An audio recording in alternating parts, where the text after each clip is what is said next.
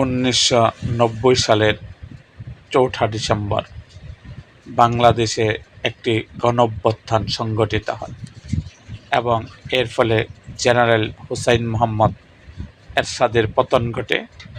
এই অভ্যুত্থানে যা বাংলাদেশ ৯০-এর দশকের স্বৈরাচার বিরোধী আন্দোলন নামে পরিচিত ছিল, জেনারেল এরশাদের ক্ষমতাচ্যুত করার জন্য 1990 সালের 10ই অক্টোবর থেকে শুরু হওয়া ধারাবাহিক গণবিক্ষোভের ফল এরশাদ 1982 সালে সামরিক আইন জারি করে ক্ষমতায় এসেছিল এবং একটি রক্তপাতহীন অভ্যুত্থানের মাধ্যমে গণতান্ত্রিকভাবে নির্বাচিত রাষ্ট্রপতি আব্দুস সাত্তারকে প্রতিস্থাপন করেছিল। 9 বছরের সামরিক শাসনের পর এই অভ্যুত্থানটি বাংলাদেশে সংসদীয় গণতন্ত্রের সূচনা হিসাবে চিহ্নিত হয় এবং এটি 1991 সালের একটি বিশ্বাসযোগ্য নির্বাচনে পথ প্রশস্ত করেছিল। এরশাদের বিরুদ্ধে এই অভ্যুত্থান সংগঠনে বাংলাদেশ জাতীয়তাবাদী দলের নেতৃত্বাধীন 7 দলীয় জোট, বাংলাদেশ আওয়ামী লীগের নেতৃত্বাধীন 8 দলীয় জোট এবং বামপন্থী 5 দলীয় জোট মুখ্য ভূমিকা পালন করে। বিক্ষোভ চলাকালীন প্রায় 100 জন নিহত হয়েছিল। জরুরি অবস্থা ঘোষণার পর 27 নভেম্বর থেকে শুরু হওয়া সহিংসতা এবং রাস্তায় লড়াইয়ে প্রায় 50 জন হতাহত হয়েছিল। বিদ্রোহের পরপরই জেনারেল এরশাদ দুর্নীতির অভিযোগে গ্রেপ্তার হন। 1981 সালে 30 মে জিয়াউর রহমান হত্যাকাণ্ডের পর উপরাষ্ট্রপতি বিচারপতি আব্দুস সাত্তার বাংলাদেশের ভারপ্রাপ্ত রাষ্ট্রপতি হিসাবে দায়িত্ব গ্রহণ করেন। বাংলাদেশ সেনাবাহিনীর প্রধান লেফটেন্যান্ট জেনারেল এস.এম. এরশাদ ভারপ্রাপ্ত রাষ্ট্রপতি সাত্তারকে তার সমর্থন জানান। তবে জেনারেল এরশাদ দ্য গার্ডিয়ানকে দেওয়া এক সাক্ষাৎকারে বলেন যে সরকার ও বেসামরিক প্রশাসনের সেনাবাহিনীর একটি সুনির্দিষ্ট ভূমিকা থাকা উচিত, যা রাষ্ট্রপতি প্রত্যাখ্যান করেন। ক্ষুব্ধ হয়ে জেনারেল এরশাদ 1982 সালের 24 মার্চ সাময়িক আইন জারি করেন এবং নিজেকে প্রধান সাময়িক আইন প্রশাসক ঘোষণা করেন। তিনি বিচারপতি সাত্তারকে সরিয়ে বিচারপতি এ.এফ.এম. আহসানউদ্দিন চৌধুরীকে রাষ্ট্রপতি নিযুক্ত করেন। 1983 সালের 11 এপ্রিল হুসাইন মুহাম্মদ এরশাদ সংবিধান স্থগিত করে নিজেকে বাংলাদেশের রাষ্ট্রপতি ঘোষণা করেন। এরশাদকে প্রথম যে বড় বিরোধী তার সম্মুখীন হতে হয়েছিল তা ছিল 1983 সালের মজিদ খান শিক্ষানীতি বিরোধী আন্দোলন। জরুরি অবস্থার মধ্যে প্রাথমিক স্তরের শিক্ষায় আরবিকে বাধ্যতামূলক ভাষা করার লক্ষ্যে প্রস্তাবিত মজিদ খান শিক্ষানীতির প্রতিবাদে লক্ষ লক্ষ ছাত্রছাত্রী সমবেত হয়েছিল।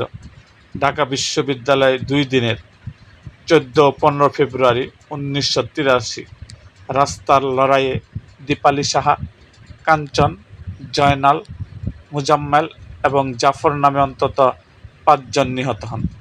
তখন থেকে বাংলাদেশ 14 ফেব্রুয়ারি স্বৈরাচার বিরোধী দিবস হিসাবে পালিত হয়।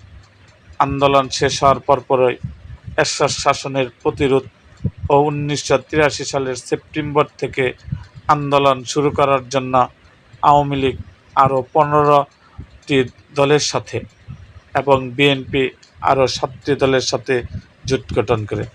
পরবর্তীতে উভয় দল ও জোট বিভক্তির কারণে আন্দোলনের গতি মন্থর হয়ে ওঠে। 1986 সালের মার্চ মাসে এরশাদ ঘোষণা করেন যে 7ই মে সাধারণ নির্বাচন অনুষ্ঠিত হবে। বিএনপির নেতৃত্বাধীন 7 দলীয় জোট নির্বাচন বর্জনের সিদ্ধান্ত নেয় এবং নির্বাচন বানচাল করার জন্য দেশব্যাপী হরতালের ডাক দেয়। আওয়ামী লীগ নেতৃত্বাধীন 15 দলীয় জোট প্রাথমিকভাবে 1996 সালের 17 মার্চ নির্বাচন বর্জনের ঘোষণা দেয়। 19 মার্চ চট্টগ্রামের লালদিঘি মাঠে শেখ হাসিনা ঘোষণা করেন, আসন্ন নির্বাচনে অংশগ্রহণ করা আমাদের কোনো পরিকল্পনা নেই। যারা এই নির্বাচনে অংশগ্রহণ করবে তাদের জাতীয় বিশ্বাসঘাতক ঘোষণা করা হবে। কিন্তু পরে 1986 সালের 21শে মার্চ রাতে শেখ হাসিনা ঘোষণা করেন যে আওয়ামী লীগ ও 15 দলীয় জোট নির্বাচনে যোগ দেবে। এই সিদ্ধান্তের পর 15 দলীয় জোটের ওয়ার্কার্স পার্টি ও জাতীয় সমাজতান্ত্রিক দলসহ 5টি বামপন্থী দল জোট থেকে বেরিয়ে যায় এবং 7 দলীয় জোটের সঙ্গে নির্বাচন বর্জন করার সিদ্ধান্ত নেয়। নির্বাচনে আওয়ামী লীগ ও তার 7টি মিত্র দলের অংশগ্রহণ এরশাদ সরকারকে পরবর্তী কয়েক বছরের জন্য পথ করে দিয়েছিল, যা ইতিমধ্যে জাতীয় পার্টি নামে একটি নতুন রাজনৈতিক দল গঠন করেছিল এবং দেশে এরশাদ বিরোধী আন্দোলনকে দুর্বল করে দিয়েছিল। 1986 সালের সাধারণ নির্বাচনের পরাজয়ের পর আওয়ামী লীগ নেতৃত্বাধীন 8 দলীয় জোট আবারও রাস্তায় নেমে আসে, যা 1987 সালে বিএনপির নেতৃত্বাধীন 7 দলীয় জোট এবং বামপন্থী 5 দলীয় জোটের শুরু করা আন্দোলনকে আরও শক্তিশালী করে তোলে। তৎকালীন দুটি প্রধান জোটের নেত্রী বেগম খালেদা জিয়া ও শেখ হাসিনা 1987 সালে 28 অক্টোবর রাজধানীর মহাখালীতে এক বৈঠকের পর এরশাদ সরকারের বিরুদ্ধে একটি ঐক্যবদ্ধ আন্দোলন শুরু করার সিদ্ধান্ত নেয়। যুবলীগের এক সমাবেশে পুলিশের গুলিতে নিহত নূর হোসেনের মৃত্যুর পর 1987 সালে আন্দোলনটি এক নতুন উচ্চতায় পৌঁছায়। পুলিশের এই বাড়াবাড়ির প্রতিবাদে বিএনপি, আওয়ামী লীগ সহ অন্যান্য সব দল দেশব্যাপী আন্দোলন শুরু করে, কিন্তু বেগম খালেদা জিয়া ও শেখ হাসিনাকে ঘন ঘন গৃহবন্দী করার মতো সরকারি দমনমূলক পদক্ষেপের কারণে অবশেষে 1987 থেকে 1988 সালের আন্দোলন তেমন সাফল্য পায়নি। ছাত্র আন্দোলন, রাজনৈতিক দলগুলোর পাশাপাশি ছাত্র ও সুশীল সমাজের সদস্যরা এই উত্থানে উল্লেখযোগ্য অবদান রেখেছিল। বাংলাদেশের ইতিহাসে ঢাকা বিশ্ববিদ্যালয় কেন্দ্রীয় ছাত্র সংসদ বরাবরের সবচেয়ে বেশি অবদান রেখেছে, কিন্তু 1980-এর দশকের ডাকসুর কিছু নেতার দূরদৃষ্টির অভাব ও বিশ্বাসঘাতকতার কারণে এরশাদ বিরোধী আন্দোলন ছাত্রদের কাছে তার আবেদন হারিয়ে ফেলে। 1989 সালে ফেব্রুয়ারিতে বাংলাদেশ ছাত্রলীগ, বাংলাদেশ ছাত্র ইউনিয়ন এবং বামপন্থী ছাত্র সংগঠনগুলো ছাত্র সংগ্রাম পরিষদের অধীনে একটি যৌথ প্যানেল গঠন করে, যা ডাকসুর নির্বাচনে অধিকাংশ পদে জয়লাভ করে এবং সুলতান মনসুর আহমেদ ডাকসুর এর সহসভাপতি ভিপি নির্বাচিত হন। কিন্তু এই কমিটি শাসন ব্যবস্থাকে চ্যালেঞ্জ জানাতে ব্যর্থ প্রমাণিত হয় এবং এরশাদ বিরোধী আন্দোলনে তেমন কোনো অবদান রাখতে পারেনি। 1990 সালের জুন মাসে ছাত্রদলের সমর্থন পৃষ্ঠ আমানুল্লাহ আমান, খায়রুল কবির খোকন পেলেন ডাকসুর নির্বাচনে পূর্ণ প্যানেলে জয়লাভ করে এবং বিশ্ববিদ্যালয়ের প্রায় সকল হল ইউনিয়নেও জয়ী হয়। আমানুল্লাহ আমান ইউনিয়নের সভাপতি এবং খায়রুল কবির খোকন সম্পাদক হন। ডাকসুর নির্বাচনে সমস্ত সংগঠনকে পরাজিত করে ছাত্রদল ঢাকা বিশ্ববিদ্যালয় ক্যাম্পাসে ছাত্র আন্দোলনের নেতৃত্ব গ্রহণ করে। এরশাদ শাসনের বিরুদ্ধে প্রতিবাদে 1990 সালে ডিইউসিএসইউ এর নেতা ও তাদের অনুসারীরা, যাদের অধিকাংশই ছিলেন ছাত্রদলের কর্মী, ক্যাম্পাস এলাকায় সমাবেশ ও অবস্থান কর্মসূচি শুরু করেন। ছাত্রদলের বিশাল কর্মী গোষ্ঠী 1990 সালের সেপ্টেম্বর মাস থেকে 3টি জোটের ঘোষিত রাজনৈতিক কর্মসূচিতে অংশগ্রহণ করতে শুরু করে।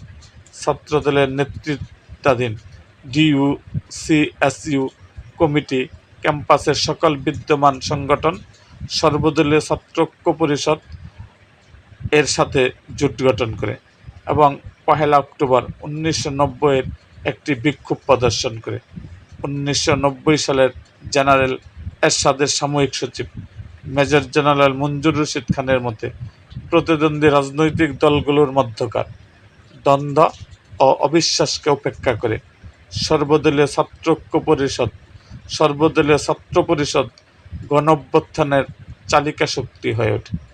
এরশাদের বিরুদ্ধে 3 জোটের ডাকা দেশব্যাপী ধর্মঘটে অংশ নিতে ঢাকায় আসা সিরাজগঞ্জের ছাত্রদলের নেতা নাজিরউদ্দিন জিহাদ নিহত হলে 10ই অক্টোবর ছাত্রদলের এক সমাবেশে পুলিশের গুলিবর্ষণের পর বিক্ষোভ সহিংস রূপ নেয়।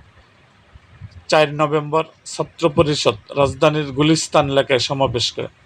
সেখানে তারা পুলিশের কঠোর দমন-পীড়নের শিকার হন। ছাত্রজোট 1990 সালের 17ই নভেম্বর মন্ত্রীদের কলোনি অবরোধের ঘোষণা দেয়। এই কর্মসূচিটি একটি সহিংস রূপ নেয় যখন বিশ্ববিদ্যালয়ের ক্যাম্পাসে শত শত ছাত্র পুলিশের সাথে সংঘর্ষে জড়িয়ে পড়ে। এতে শত শত ছাত্র আহত হয়। 21শে নভেম্বর ছাত্র সংগঠনটি আরেকটি মিছিল করে এবং পুলিশের সাথে সংঘর্ষে লিপ্ত হয়।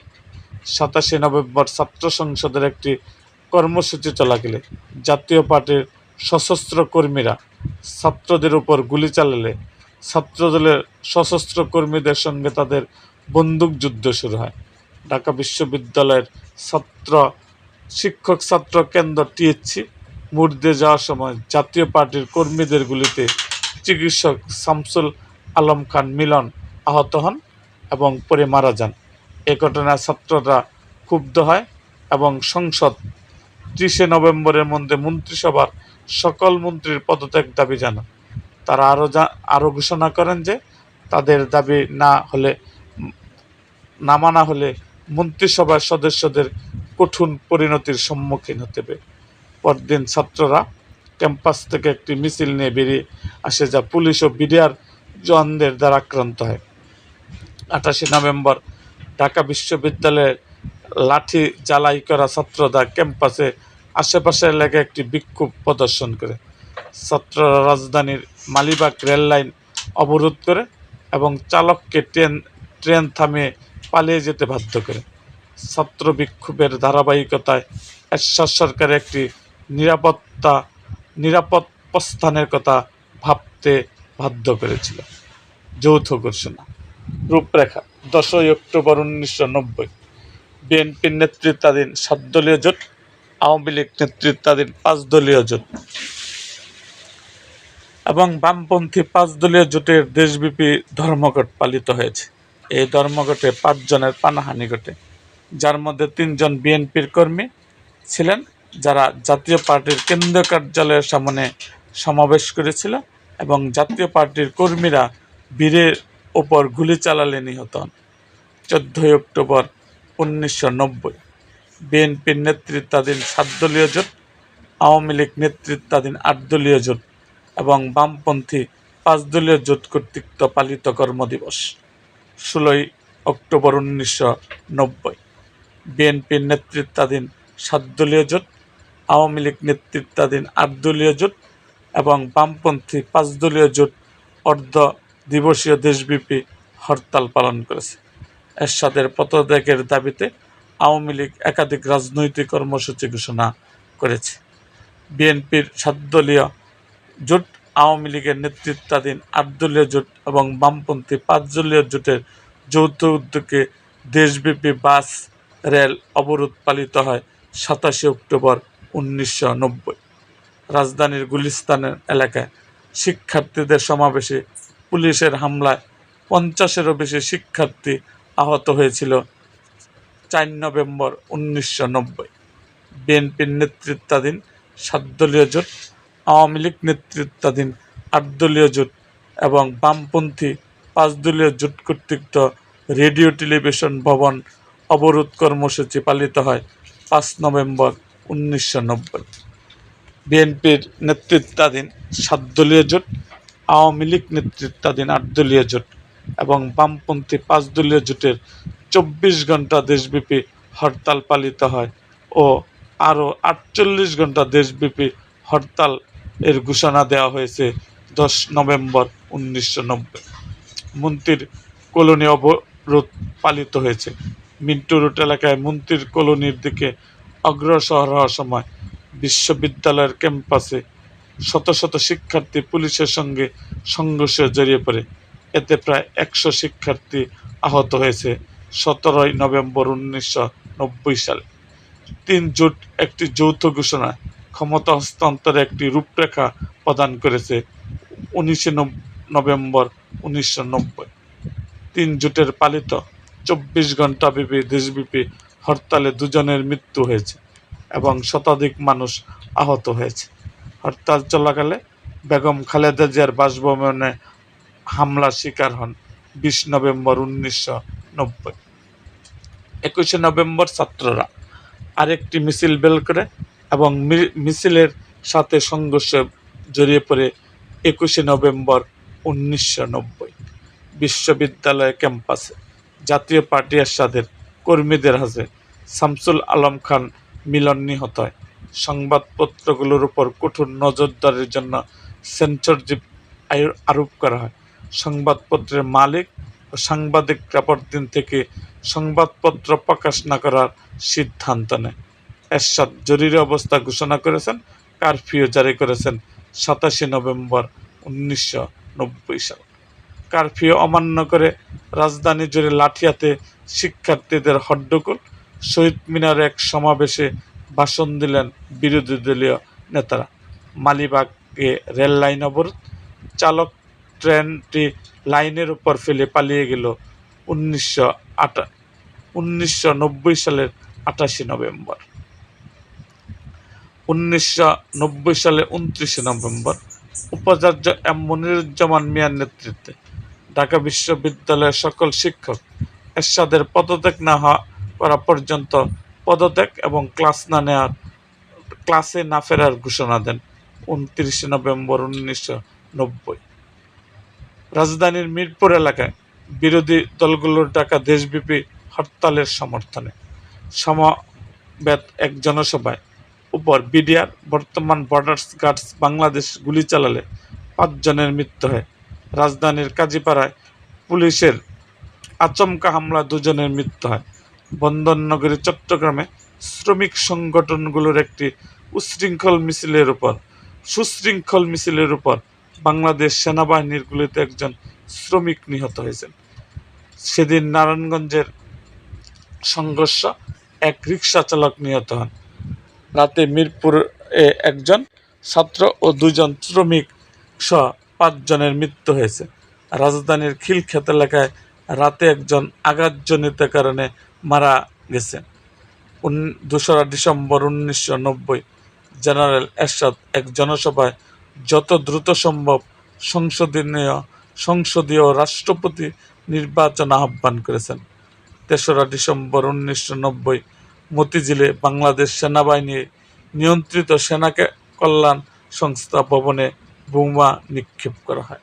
6 ডিসেম্বর 1990 বাংলাদেশ রাজধানী ঢাকায় অচল হয়ে পড়া রাস্তায় লক্ষ লক্ষ মানুষ সমাবেশ করেছে। এরশাদ দলগুলোর দাবি মেনে নিয়ে পদত্যাগপত্র জমা দিয়েছে 6 ডিসেম্বর 1990। এরকম আরও ভিডিও পেতে এবং রাজনৈতিক অঙ্গনের নানা ঘটনা ও ইতিহাস জানতে আমাদের মুক্তাগাছার ইতিহাস মিডিয়া ইউটিউব চ্যানেলটিকে সাবস্ক্রাইব করুন এবং পাশে থাকা বেল আইকনটি বাজিয়ে দিন।